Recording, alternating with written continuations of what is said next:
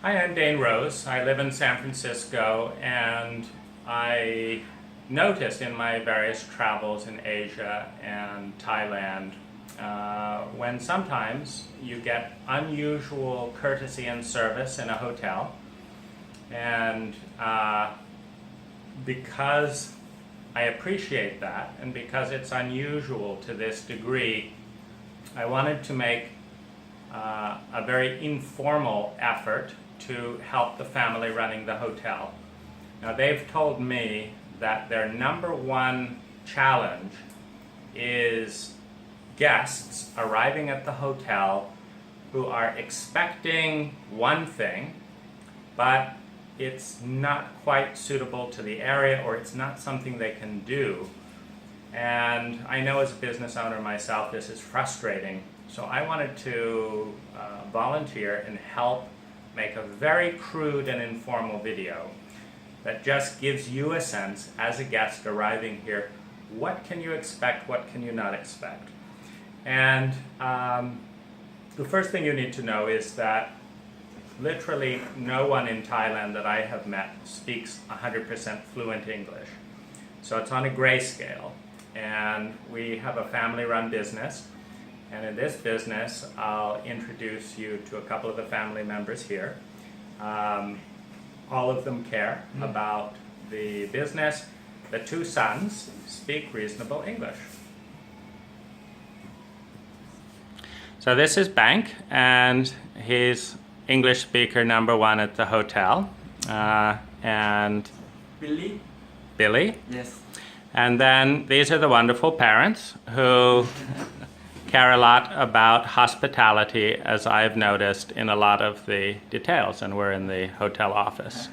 So we're an hour away from the airport, and this is one of the main roads going to a lovely viewpoint I like, which is Promtep Cape. And you'll see this little sign here.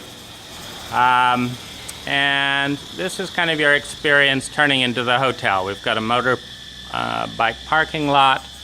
There's the loaner bicycles. You may want to check and see if they're available for rent. And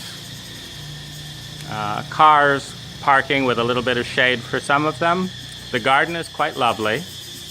And then this is the hotel lobby. And the staff is actually pretty good.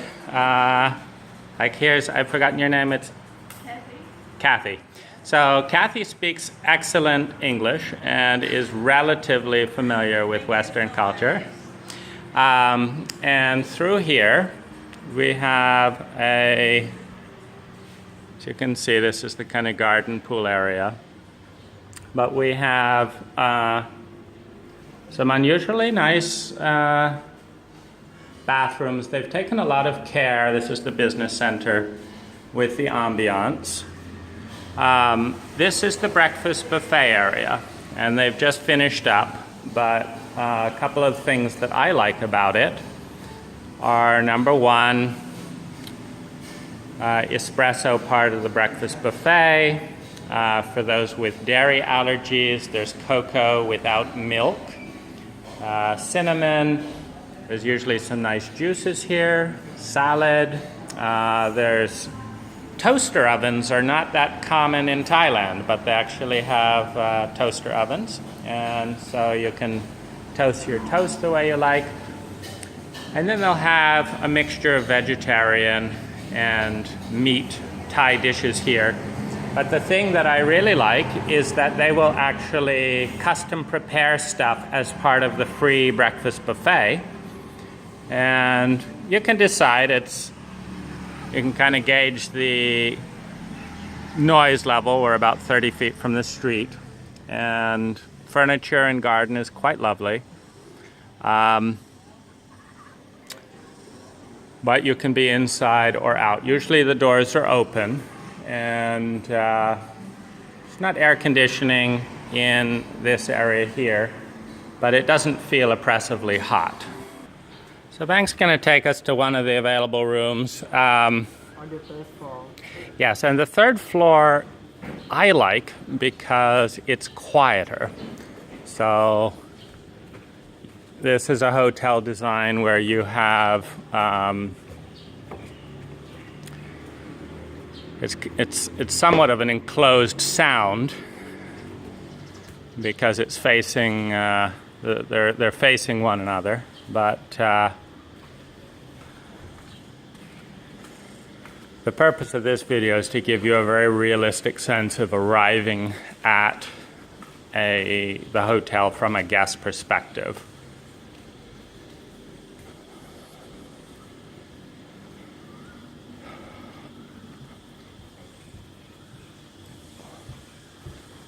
The neighboring areas. So you get one key, which we thought might be a little bit of an issue, but hasn't been proved too much of a problem. But you get one key, and one of the reasons that I chose this hotel is the deep bathtub. So it is a bathtub, number one, which is less than 10% of Thai hotels have bathtubs. But two, it's got a lovely shower. Three, these windows from the bathtub, if you can imagine sitting here, you can actually engage with the bedroom and living room.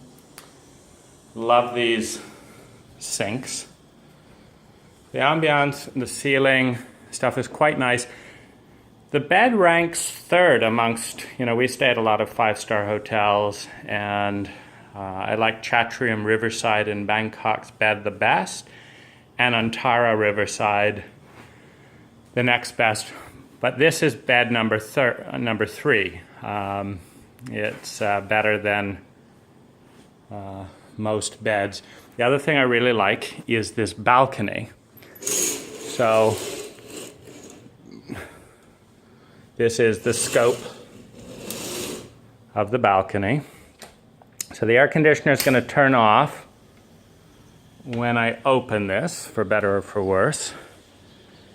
And you've got balconies right next door, for better or for worse. So there's not tons of privacy. I think it would be enhanced significantly if they put a little bamboo screen right through here so that you could actually only be exposed to the rooms across the way. But this is certainly a lot better than non-opening windows, which many five-star hotels have, and no balcony at all. So this is quite nice.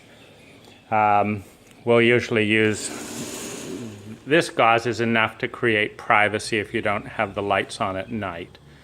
But otherwise, kind of this is your view regardless of which side you've got on. The fridge is fairly quiet, and we've stayed here 3 times. One of the air conditioners was a little noisy, and they're looking into that. 2 of them have been nice and silent like this. We really appreciate the artistic care that goes into some of these details, like just carving a special shape into the wall for some original Thai art. I just love this. So you'll note the air conditioners are on the back side over here. Where to place an air conditioner unit is a challenge in any hotel, and I think this is among the better choices. They're not too loud, though you'll hear them humming, which is in part nice because the street is only over here, and it's nice to stay away from the street. Now we saw I think it was a deluxe room, right? Yeah. And then at the corners of the building, there's a grand deluxe room where for about 15% or 20% more money, you can have a room that's, I think, 30% bigger, has a little couch. As someone interested in silence, I like the 3rd floor and the back corner, so I go with the grand deluxe room just for noise. I'm a little bit sensitive to cell phone signals and keep my own cell phone in airplane mode a lot for that reason. So you should also know there are 2 cell phone towers right here and right here. Now that means on the plus side, if it does not aggravate you, you've got superb cell signal. Do you know which, is this DTAC or AIS? AIS. Okay, yeah, so AIS. I do feel cell signals from my phone when I'm within a 2-inch radius, but I don't feel it otherwise, and I don't feel anything around the cell towers, but I do feel it around my phone, which tells me that I'm getting a higher dose at close proximity than being 50 feet away from a cell tower. But that's just for those of you interested in that. There's a lot of nice artistic touches and elements around the garden.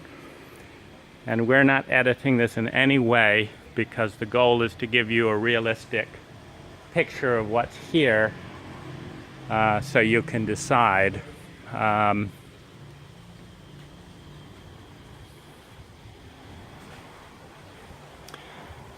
so that just gives you a little bit of an overview. You can stay on the first floor if steps are your biggest concern, or the third floor if sound is your biggest concern. Okay, next I'll just briefly introduce motorbikes to you. So number one, you don't need to have a license. Number two, these are your two basic styles. They're pretty much all automatic. Pretty much when you rent at a hotel, 250 to 350 baht a day will be your prices. If you shop around outside a hotel, it'll be between 140 and 250 a day, depending on whether or not you rent by the week or longer. The benefits of being near and you'll have a range of tours and stuff. The benefit of renting from the hotel is a little higher quality bike, certainly much more convenience, and when you're going to the airport, you don't have this juggling job of returning the bike from where you got it and then being picked up by a taxi. And I've invested in a 1,200 baht or $40 helmet because the helmets that are rented are really dinky. For example, I'll show you my bike here. The red helmet is the helmet that I bought, and this is a rental helmet without a visor, and this is much safer than most of the rental helmets. So that's my own trade-off. So we're going to take you on a quick drive to give you a sense of distances and what's available in the area. And our first point is Rawai.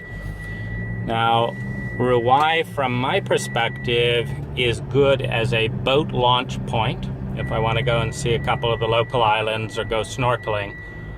Snorkeling on Phuket itself is pretty weak. And so you'll want to take a boat.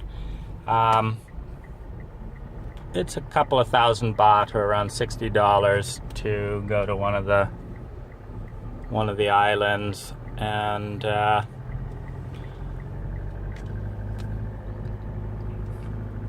we're actually going to. This is one of my favorite masseurs of the area. It's very, very slow. Mostly male masseurs at that shop. Let's actually take a right here. Right here? Yep. Okay. And this little strip here has about 100 little restaurants. The one that I like the most is a salad bar, which has some organic stuff, but just a really rich array of choices for making an organic salad. And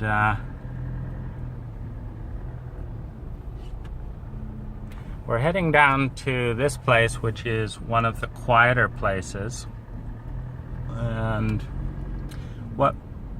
so Rawai is great for fishing and boat launching, and you can see a couple of the islands off in the distance. It's only about a 3 out of 10 for swimming. But we've gotten to know a couple of the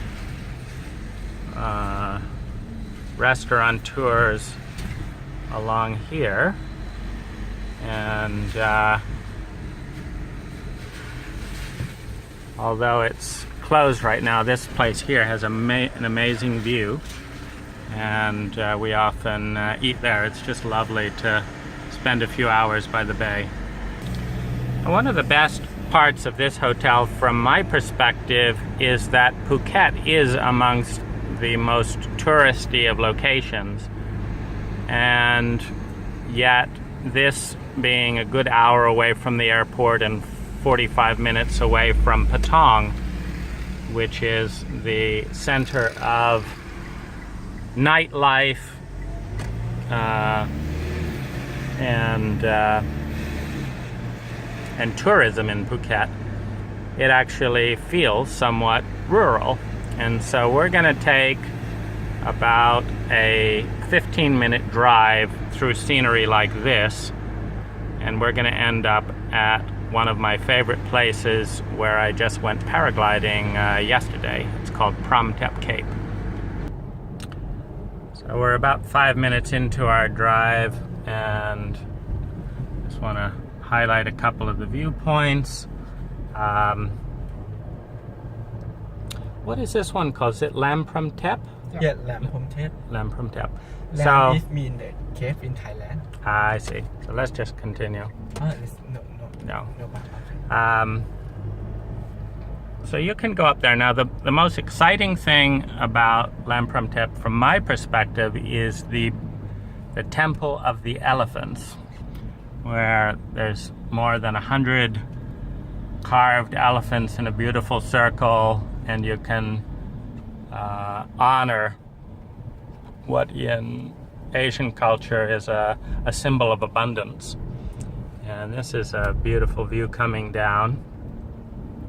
I'm usually on motorbike for the aliveness, where we can see the only windmill I know of in Phuket up on the hill. So just beautiful views. Of all the snorkeling places that I know of in Phuket, this little bay here on the left is the best, but I'd only give it about a 2 or 3 out of 10 in terms of worldwide snorkeling locations. It's good for Thailand, and it's certainly fun, but Koh Tao, which is near the island of Samui, is a much better location. It's just fun though, and we will go to the Nighthorn, right? yes, we'll go to Nighthorn. So you can rent little kayaks and boats at this place.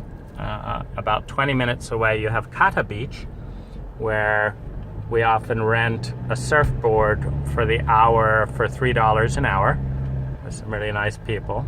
And roads can be a little dicey. Like you can see, you've got a 2.5-foot ravine here with no guidelines here, and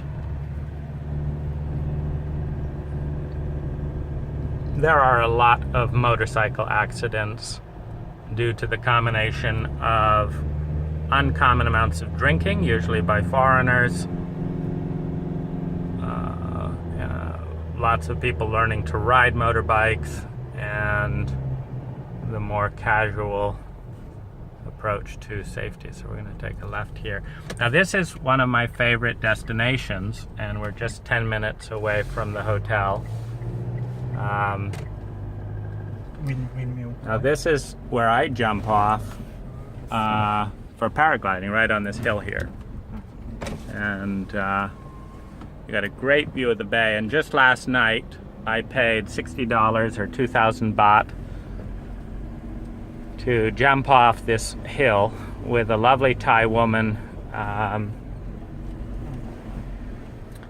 who I've gotten to know over the years, and we paraglided around here for 20 minutes. Yes. And here's our viewpoint, which is often a place for guitar serenades and sunset watching. There's also fresh coconuts there.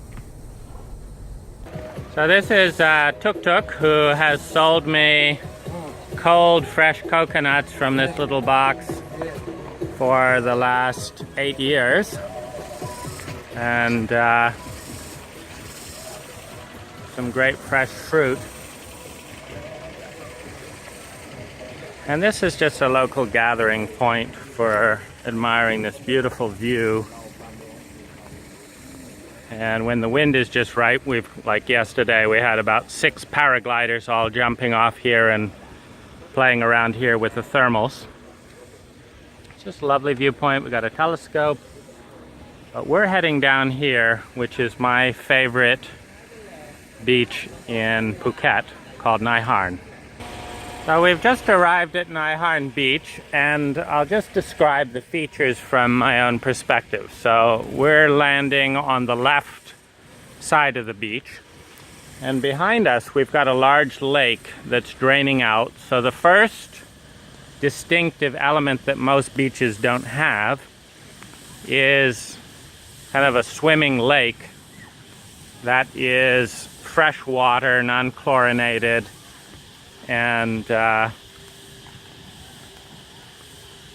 of nice, quite frankly. And in the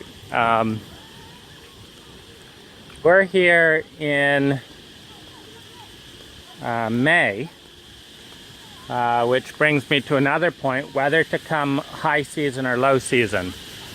Now, in high season, we would see 3 times as many people. The temperature would be about 30% hotter than it is right now. We're probably in the 80s right now, 70s, 80s. It's very comfortable and balmy. And there will typically, on a statistical basis, be 1 rain shower a day, sometimes 2. And this is what's known as the rainy season. Now, I think the trade-off of lower prices, fewer tourists, cooler temperatures, and balmy weather is a wonderful trade-off for a couple of showers a day, particularly when they're warm. Warm rain doesn't bother me. And I keep a windbreaker in the motorcycle for the occasional time I'm caught. But this is Nighthorn Beach. And I've had a number of really fun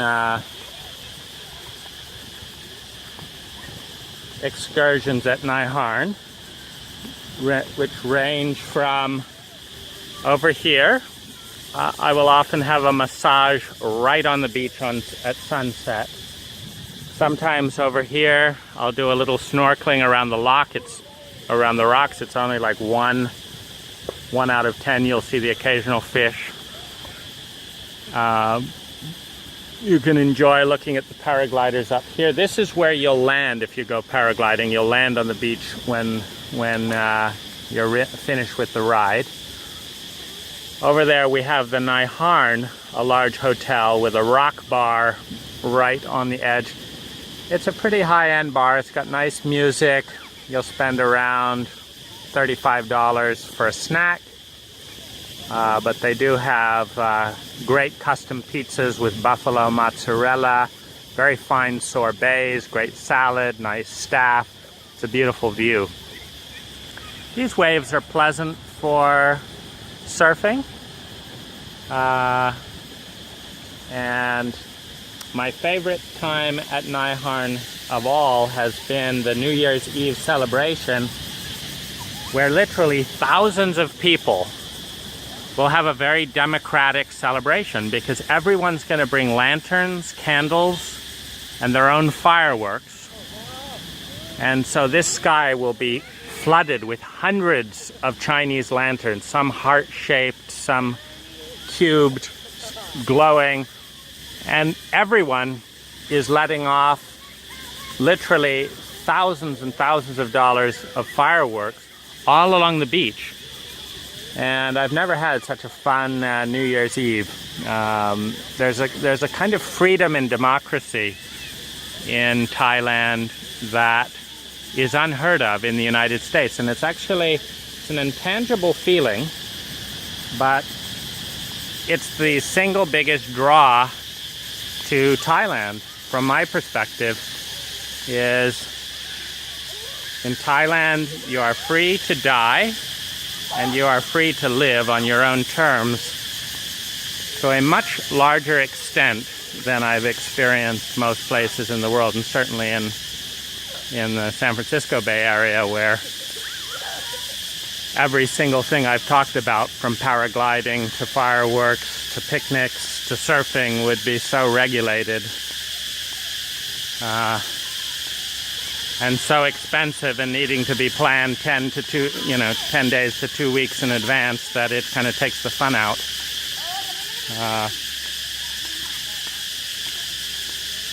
So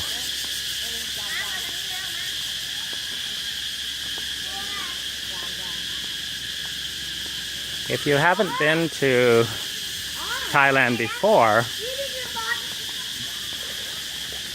the best part is the spontaneity and the connection with the people. It's just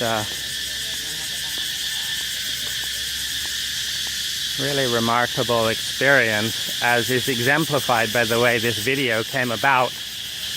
I met the family and introduced myself literally 10 minutes before we started making this video. And the fluidity and grace and interest and openness is the reason this is happening, as opposed to a 2-week debate with signed contracts and all of that. And that's what makes Thailand so fun. So next we're going to go to the closest temple to the hotel that I know of. And I think it's called Nighthorn Temple. Yes. And there's a little stand that I often have pad thai, grilled corn, fresh coconut left here. Oh,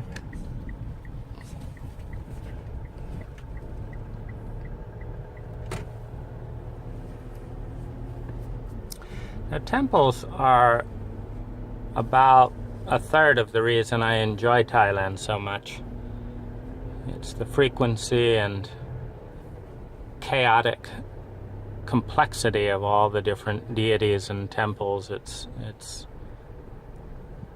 for me rather mysterious, not being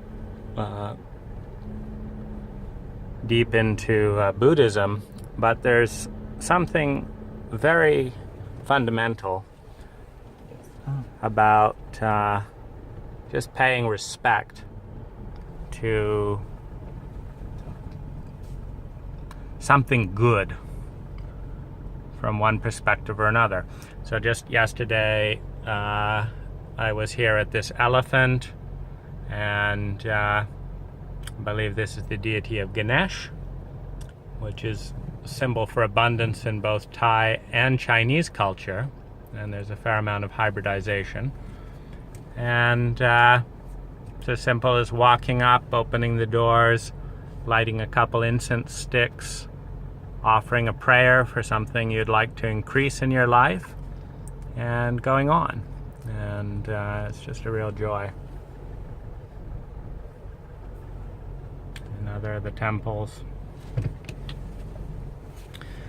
As we go back to the hotel, I'll share that for me, one of the first ways that I knew that this was a hotel with unusual hospitality was that after the occasional welcome drink, which about 10% of hotels will offer in Thailand, and I was offered at Navatara, my bags were carried up and I was offered a plate of fresh fruit.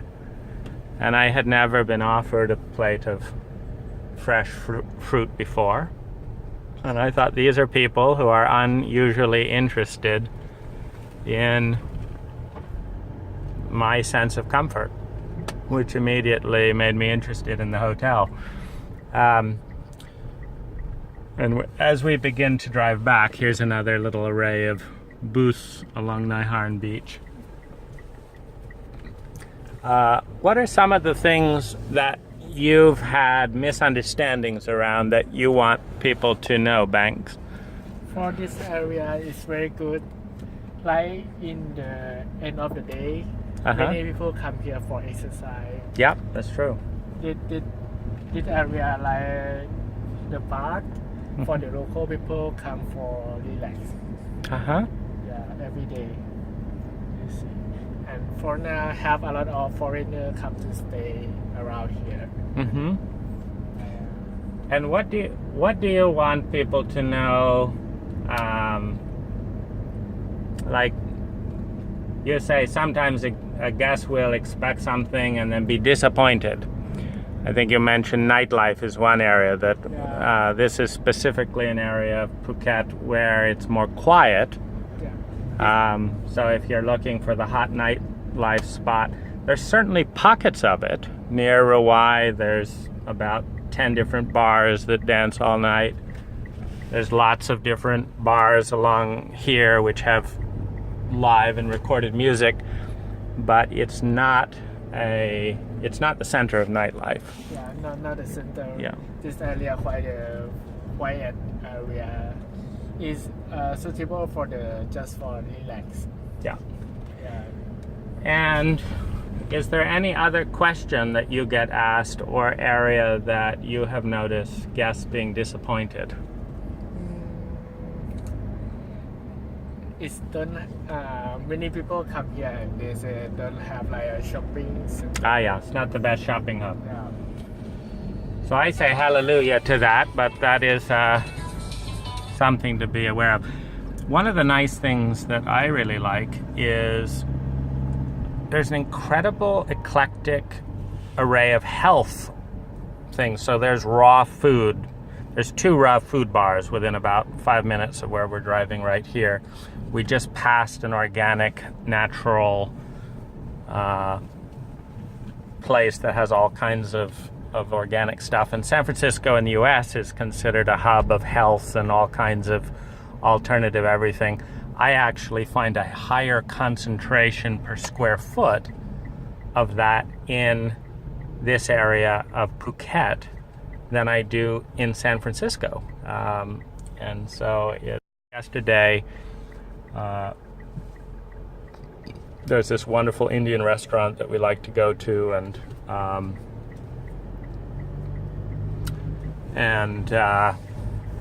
we're coming by in this area of Phuket. The bars on the right are all kind of nightlife bars relative to most of the area. So about 10 minutes from the hotel. But I saw a sign for gluten-free, for example, and I go to this bar and they've got delicious baked goods from all around the world, and they're all gluten-free, 100% gluten-free, number one. Number two, they're more than 60% dairy-free, so vegan. And number three, they're delicious. And number four, the ambiance is incredible. And it's like, I don't know of a single place in San Francisco that has that particular mix of dairy-free, gluten-free. So here's your kind of nightlife bars in this area of Phuket. But it's nothing like Patong. And so I had one of the most delicious hot chocolates with dairy-free hot chocolates. I had a delicious blueberry muffin that was gluten-free and dairy-free. and a wonderful chocolate chip cookie. I have a whole array of things I haven't even tried yet, from fine teas to other things. And so what you're hopefully seeing, and the reason that I'm doing this video in this way, is I want you to get a sense of the spontaneity and the range and the chaos and the freedom of Thailand from all kinds of extremes, from the, pockets of chaos and garbage laying around to fine architecture that's rare anywhere around the world, to some of the most beautiful beaches, to all kinds of chaotic stuff, from having it be difficult to speak English most of the time with anyone, to having some of the most beautiful arrays of temples just all over the place, and a deep honoring of the emotions and beauty and the feminine spirit. And this is why I love Thailand, and we're just coming back to Navatara.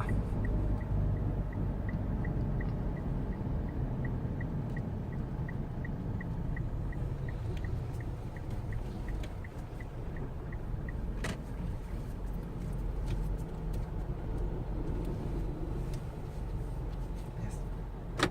Thank you ครับ Thank you. Thanks for our tour. Thank you. Thank you